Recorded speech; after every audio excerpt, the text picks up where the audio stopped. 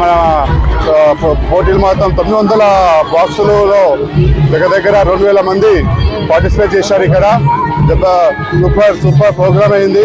అందరూ ఫుల్ ఖుషిగా ఉన్నారు. ఇక్కడ ఒక ఫెస్టివల్ అనేది క్రియేట్ అయింది. ఇక్కడ మన పోచారం మిలో వార్డులో ఘనంగా పెద్ద ఎత్తున మన సందీప్ రెడ్డి గారు సంక్రాంతి సందర్భంగా మన ముగ్గుల పోటీ పెట్టి మన ఆడబిడ్డలందరూ కూడా 900 మందికి ముగ్గుల పోటీకి తయారు చేసి వాళ్ళందరూ కూడా ఒక్కొక్క బ్లాక్ కేటాయించి పర్ఫెక్ట్ గా వాళ్ళందరూ కూడా